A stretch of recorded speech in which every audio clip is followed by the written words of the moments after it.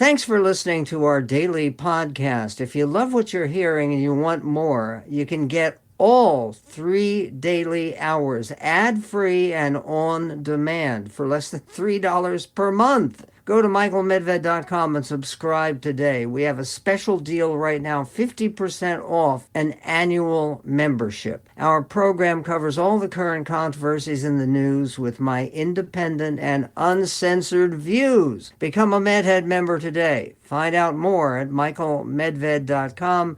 That's michaelmedved.com. And now, your daily dose of debate, breaking news, and uncensored views. This is the Michael Medved Show. And another great day in this greatest nation on God's green earth, but not such a great day for the President of the United States, who I do believe would prefer that we have a subject to discuss other than the Jeffrey Epstein Files. And the files have just expanded and expanded. The Daily Mail is reporting from Britain a huge new trove of Epstein Files alleged that Donald Trump flew on the pedophile's private jet many more times than has been previously reported or acknowledged, including one journey with a 20-year-old woman. Some 8,000 more documents. Think about for a moment how many documents that is, including videos and photos related to the case of convicted sex offender Jeffrey Epstein, have been released on the U.S. Department of Justice's site. That's for DOJ. Among the documents is an email from a New York assistant U.S. attorney, which states that Trump was listed as a passenger on 8 flights between 1993 and 1996, including at least 4 where Epstein's co-conspirator Ghislaine Maxwell was also present. There's much more from CBS. What to know about the latest Epstein Files release? The Justice Department early Tuesday this morning released thousands of new documents from the Jeffrey Epstein Files, including many that mention President Trump. Well, Merry Christmas. The new release includes more than 11,000 files totaling nearly 30,000 pages. That's going to be keeping people up at night. The files feature more photos, court records, FBI and DOJ documents, emails, news clippings, and videos. The latest batch can be accessed on the Justice Department's website. CBS News is also maintaining a searchable database of all the files, and then they have here where you can click on the files if you have a masochistic streak.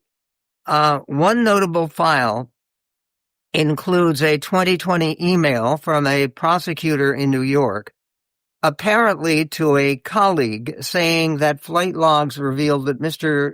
Trump flew on Epstein's private jet many more times than was previously known. Most other mentions of Mr. Trump's name in the new files appear to come from news articles emailed to and from DOJ employees. The department said in a post on X that some of the documents in the release contained quote, untrue and sensationalist claims made against President Trump that were submitted to the FBI right before the 2020 election, an apparent reference to outside tips that investigators received. But right before the 20 election, just think about that for a moment. We're talking about 5 years ago. That's been sitting with the FBI for a while.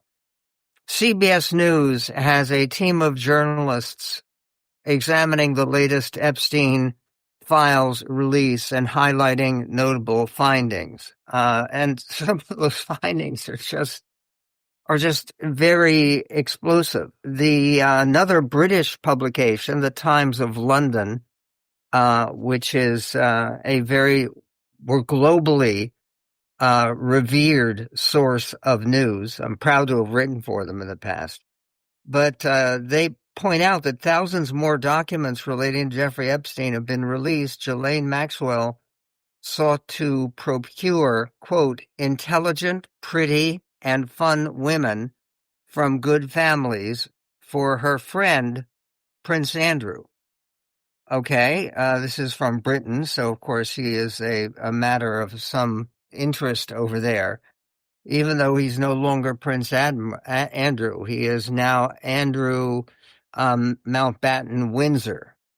The files relate to federal investigations into Epstein's sex trafficking operations in Florida and New York. Inclusion in the files is no indication necessarily of wrongdoing. The Department of Justice said the files included untrue and sensationalist claims about President Trump. But what are those claims that they say are untrue? The Epstein victims have gotten together and they criticized the DOJ over redacted documents. Redacted documents became very famous yesterday. There were some pages that were all in black, where they had a random word here or there that might remain, but they were completely incomprehensible and untranslatable. Victims of Epstein have criticized the Justice Department for the heavy redactions. In a statement signed by 19 women and released by their attorneys, they pointed out that the files did not include financial disclosures, and the grand jury minutes previously approved for release were fully blacked out for some reason. The victims accused the Department of Justice of clear-cut violations of the law. The DOJ failed to release all documents by the December 19th deadline imposed by Congress in a near-unanimous vote of both houses of Congress. Instead, the public received a fraction of the files. This is from the statement of the 19 victims who were upset by the redaction process. What we received was riddled with abnormal and extreme redactions with no explanation, the statement read. At the same time, numerous victim identities were left unredacted, causing real and immediate harm. We are told that there are hundreds of thousands of pages of documents still unreleased. That was posted about an hour ago. So things are very much breaking. Headline in the Times of London: Trump flew on Epstein's jet more than DOJ was aware of. In an email, a prosecutor acknowledged that Trump had flown on Epstein's jet many more times than the Justice Department had been previously acknowledging. On one flight in 1993, he and Epstein are the only two listed passengers. On another, the only three passengers are Epstein, Trump, and a then 20-year-old woman, the email read. On two other flights, two of the passengers, respectively, were women who would be possible witnesses in a Maxwell case. Trump has denied any wrongdoing relating to Epstein. This obviously is not a case that is ready to go away. Epstein's latest girlfriend, quote, approached by investigators, another headline. Karina Shuliak, Epstein's last girlfriend, was approached by investigators after he called her from prison. A memo shows that Shuliak, a dentist from Belarus, and in her 30s at the time, said she wanted a lawyer, who later told agents that she was prepared to discuss the content of the phone call she got from prison, but she wants some kind of protection. The pair's relationship began shortly after Epstein was released from his first jail sentence at Florida jail in 2010 for procuring a minor for prostitution. It sounds like the girlfriend is willing to talk sooner rather than later, so whenever somebody assigned to the new investigation, we can put him or her in touch with that agent for whatever follow-up is appropriate, wrote an assistant U.S. attorney in the Southern District of New York in August 2019. But nothing seemed to happen with that lead. We will get to more, but we first have a conversation with David Frum, always fascinating, about the future of the Trump administration and more, coming up on The Medved Show. City sidewalk, busy sidewalks, dressed in holiday style. In the air, there's a... And with this holiday spirit in the air around the country and around the world right now, there's some shockingly bad news from every corner of the world. I mean, the latest threats by Russia about attacking Western Europe. And speaking of Western Europe, also an attack just exposed, an attack following Bondi Beach that was planned for Manchester, which is the second largest Jewish community in the United Kingdom.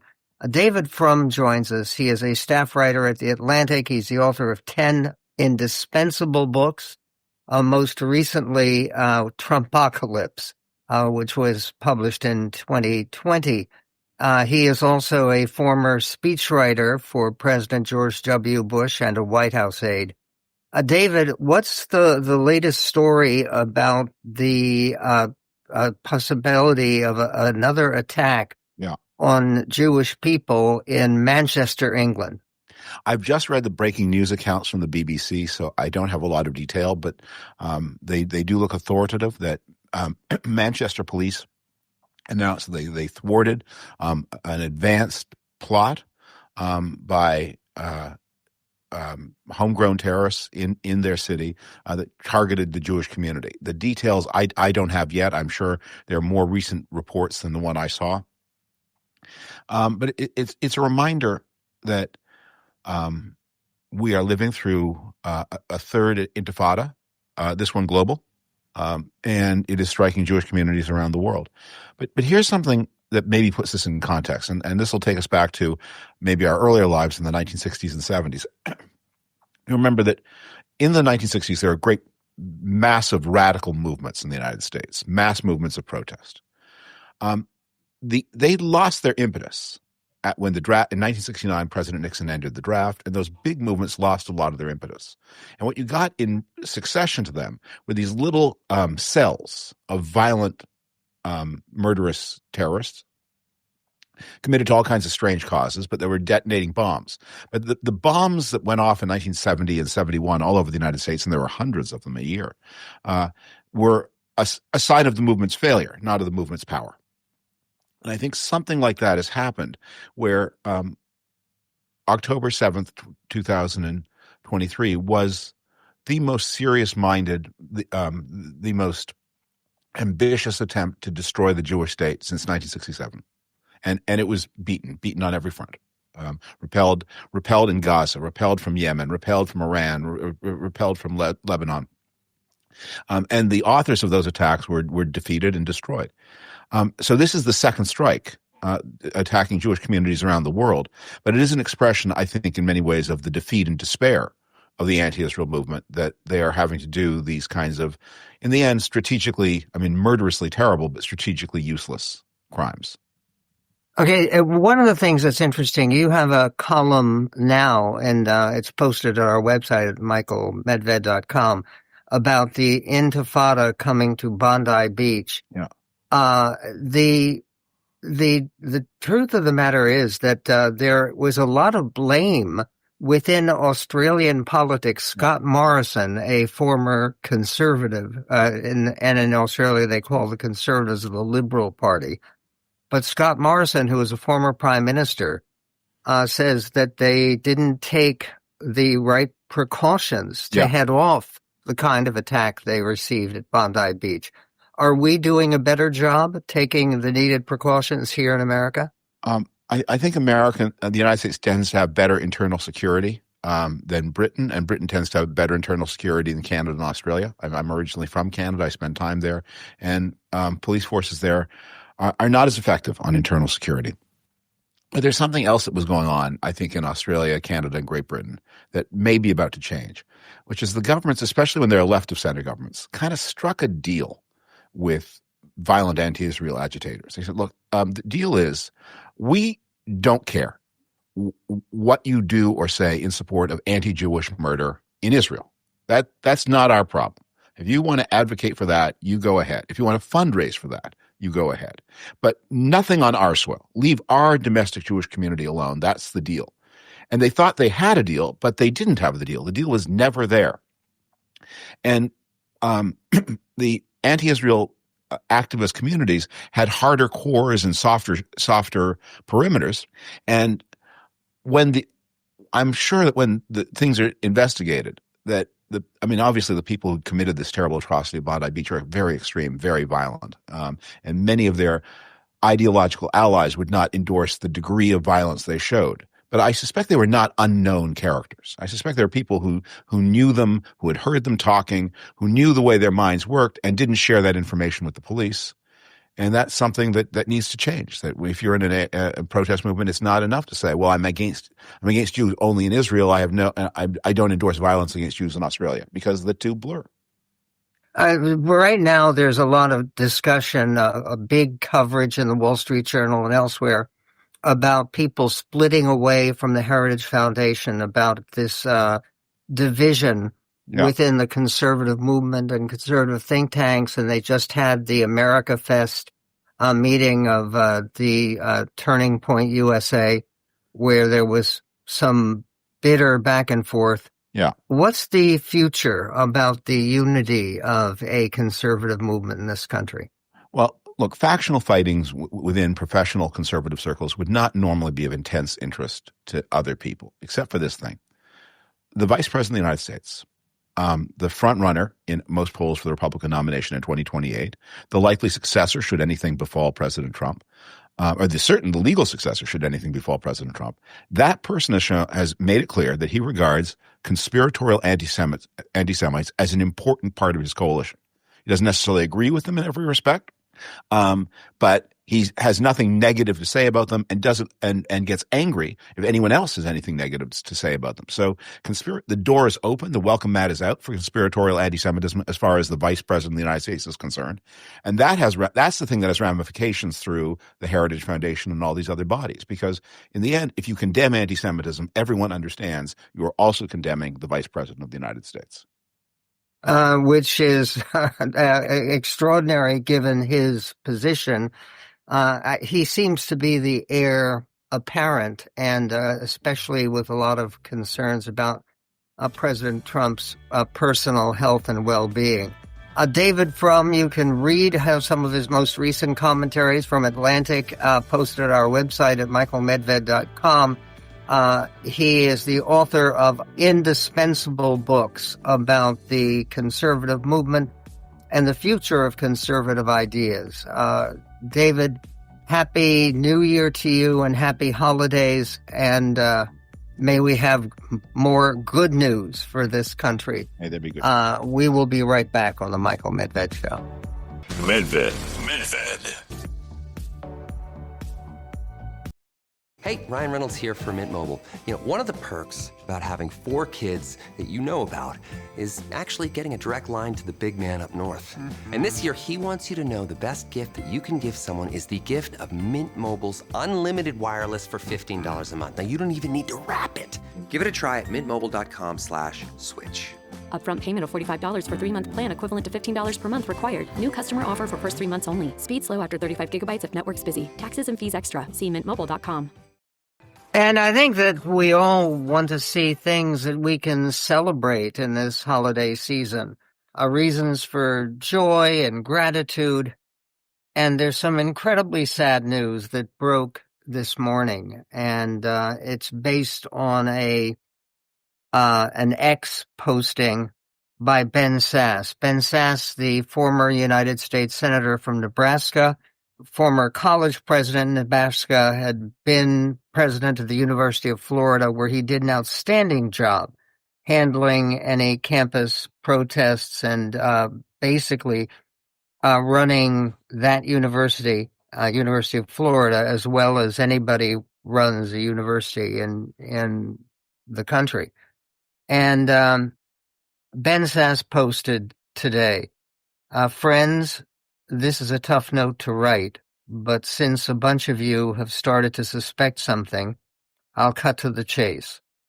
Last week, I was diagnosed with metastasized stage 4 pancreatic cancer, and I'm going to die. Advanced pancreatic is nasty stuff. It's a death sentence. And the words don't suffice. He's a young man in his early 50s. He had an amazing future. He is one of those people that people always look to in the Republican Party as a potential standard bearer, a potential president of the United States. And again, because of his achievements as an executive at University of Florida and as a United States Senator, this is a tremendous loss. And again, he should be well. He should beat the odds and the dire situation that he describes. And may God give him a special blessing for health and recovery in this season of the year. Meanwhile, there is also the this very complicated story about splits in the conservative movement. Big headline in the Wall Street Journal today. Pence Group, remember him? Mike Pence, another outstanding conservative leader who now is teaching a class at Grove City College and continues to be active, but he continues to be active with a new conservative think tank known as American Freedom. And the headline in the Wall Street Journal is Pence Group Poaches Heritage Officials. Conservatives are splintering on how to deal with most controversial voices. The most controversial voices that they have in mind are people like Nick Fuentes and Tucker Carlson, and the kind of people who were also part of this back and forth at the recent gathering in Phoenix for the Turning Point USA. Okay, the way this is covered in CNN is 3 entire units of the Heritage Foundation: the Meese Center for Legal and Judicial Studies, the Thomas A. Rowe Institute for Economic Policy Studies, and the Center for Data Analysis are departing the think tank more or less en masse to become part of American Freedom, the policy nonprofit founded by Mike Pence, chaired by Mark Short, who was Mike Pence's chief aide when he was vice president, and run by a former Heritage chief of staff, Tim Chapman. Relocating to American Freedom are leaders of the 3 centers, John Malcolm, Richard Stern, and Kevin Diaratama, plus more than a dozen other staffers at last count. Other Heritage scholars and staffers are also reportedly approaching American Freedom or seeking other means of escape from the disaster area. Just to be clear, AAF, the American Freedom, the Mike Pence organization, did not approach these staffers. They were not poached. The would-be Heritage refugees came to American Freedom. All this comes after the very public departures of Robbie George, Abby Moffat, and Shane McCullough from the Heritage Board, and Chris DeMuth, Stephen Moore, and other key personnel from the staff. You'll recognize a lot of names that we've had a great deal to do with. Robbie George, for instance, who is featured in my movie, The American Miracle, and Stephen Moore, who has been a very frequent guest on this show. Kevin Roberts' idiotic defense of Tucker Carlson was the precipitating event. Yes, but the underlying cause is Heritage's turn away from fusionist conservatism to nationalist populism.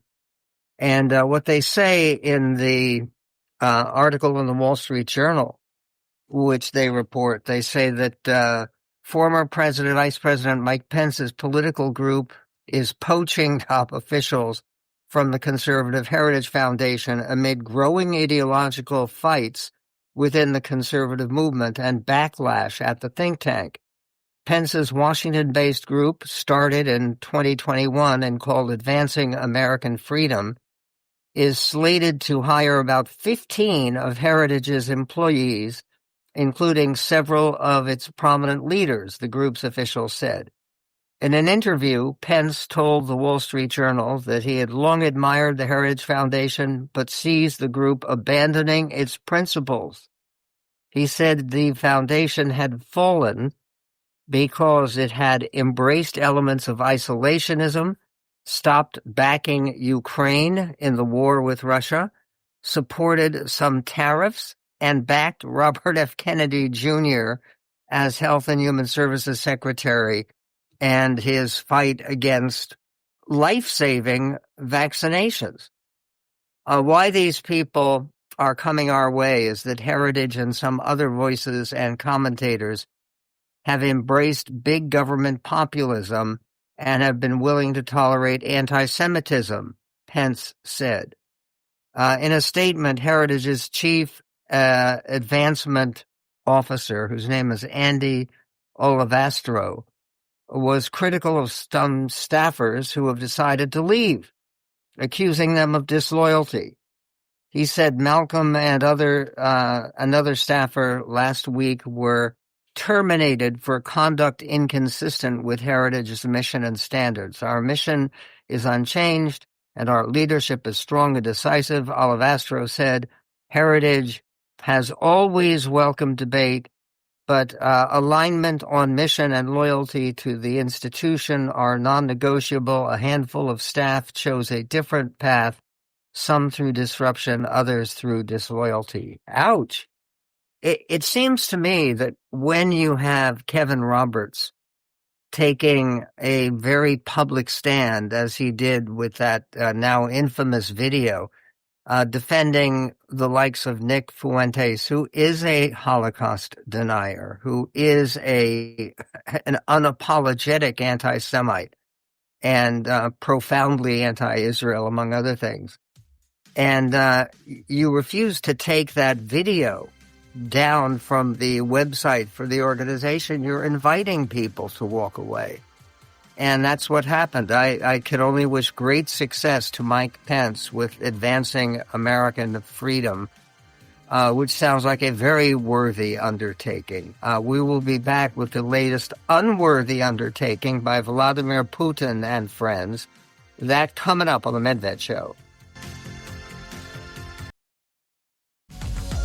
Say hello to the all-new Alexa Plus and see how Alexa can do so much more for you. Need tickets to see your favorite artist? Craving your comfort restaurant? Just sit back, relax, and talk naturally. Alexa's on it. It learns your style, anticipates what's next, and makes it happen across Echo, Fire TV, and more. Learn more at Amazon.com/new Alexa. A season for celebration, but there is more and more and more controversy about the long dead Jeffrey Epstein.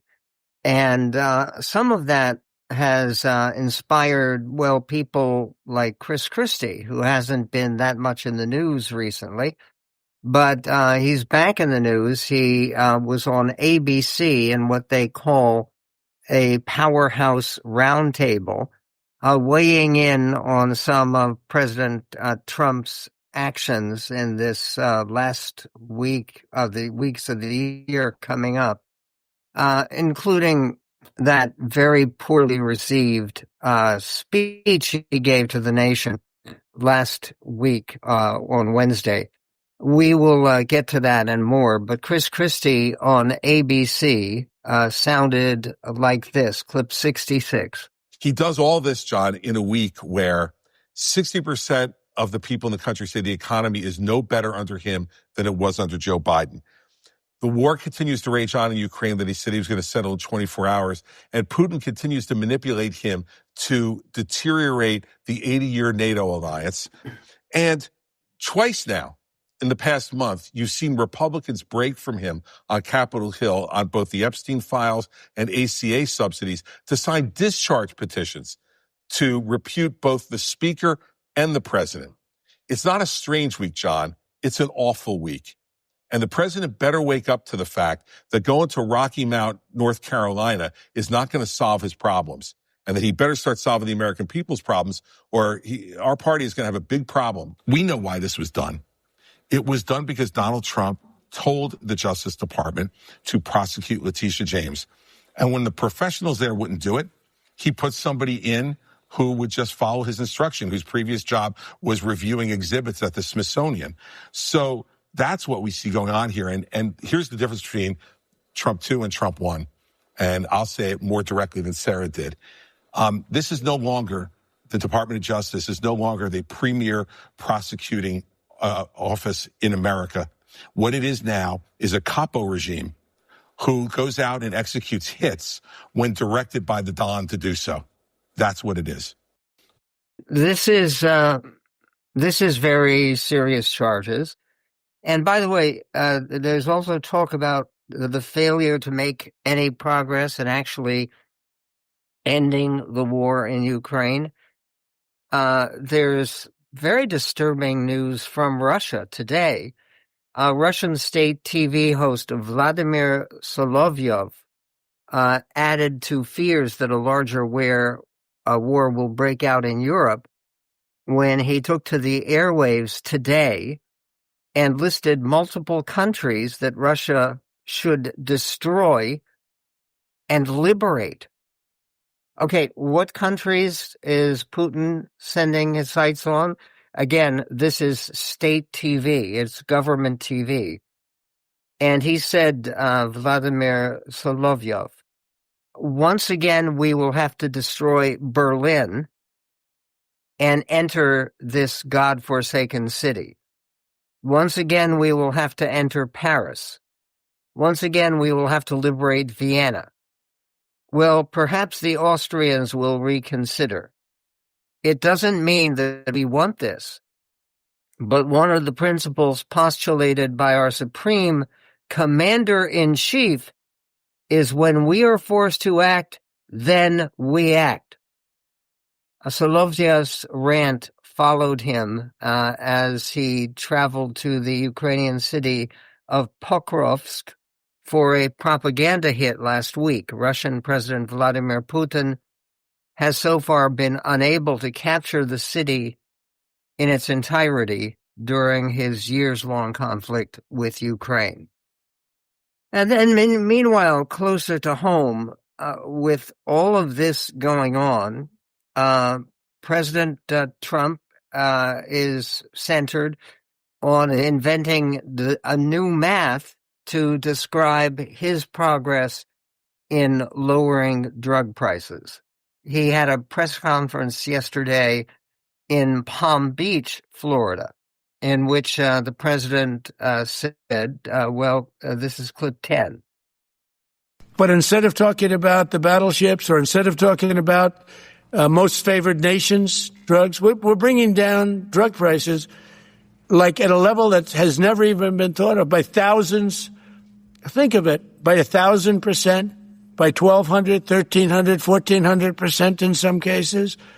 A drug that sells for $10 in London is costing $130 in New York. We're bringing it down to $20, and they're going to go up to 20. So they're going from 10 to 20, which is a doubling. It's a doubling. That's a lot, but it's a doubling. But we're going down to 20. So we're going down, if you can do your own math, but it's 2,000%, 3,000%. 2,000%, 3,000%, as many people have pointed out. But it's worth remembering. If you bring something down 100%, the cost is zero. Okay? 100% of $100 is $100. So if you bring the cost down by 100%, there's no cost to it. If you bring it down more than 100%, if you bring it down 3,000%, then you're getting a big payout by the government, which is like that self-deport payout. They're offering now illegal entrance into the United States. This was announced by Kristi Noem. They're going to raise the bonus you get if you're here illegally and you agree to leave. They'll pay you $3,000, which for poor, desperate refugees and immigrants is a great deal of money. And that's going up from the $1,000 they had ordered previously. But that's an increase of 300%. And a decrease of 300%. Okay, this makes no sense. But there's more. President Trump also spoke about pictures of Bill Clinton with Epstein, some of which were released in this latest tranche of material on the Epstein Files. Here's the president, clip 8. Were you surprised by the number of photos of Bill Clinton in the Epstein Files? And can you commit to their full release by the end of the year? Some of the victims were protesting that too many of them were redacted. I know there are a lot of people that are angry about all of the pictures of other people, but I think it's terrible. Look, I like Bill Clinton. I've always gotten along with Bill Clinton. I've been nice to him. He's been nice to me. We've always gotten along. Respect him. I hate to see photos come out of him, but this is what the Democrats, mostly Democrats, and a couple of bad Republicans are asking for. So they're giving their photos of me, too. Everybody was friendly with this guy, either friendly or not friendly, but he was around. He was all over Palm Beach and other places. The head of Harvard was his best friend, Larry Summers. And Bill Clinton was a friend of his, but everybody was. I actually threw him out of Mar-a-Lago. And as a person that was in Mar-a-Lago, I threw him out. This is Mar-a-Lago. It's the hottest place I think it's the hottest place in the world, but it's the hottest place in Florida. And everybody would come here. He'd come here. We actually threw him out. But no, I don't like the pictures of Bill Clinton being shown. I don't like the pictures of other people being shown. I think it's a terrible thing. Again, do you remember it was 2 weeks ago? Or not even. It was less than 2 weeks ago. President Trump said no. He urged people to vote for the law that passed unanimously where they wanted all of this material released. Remember that? It's extraordinary. There is more coming up with President Trump now, not only contradicting himself on Bill Clinton, he had attacked Hillary Clinton as a nasty woman within the last week, but he now talks about what a great guy Bill Clinton is. Okay. And then he also slams the Epstein Files release that he had formerly endorsed. We will get to that and to more, and a new fleet of battleships that President Trump is authorizing at the same time that he's authorizing cutting down all wind power projects on the eastern seaboard. We will get to that and much more coming up in This Greatest Nation on God's Green Earth.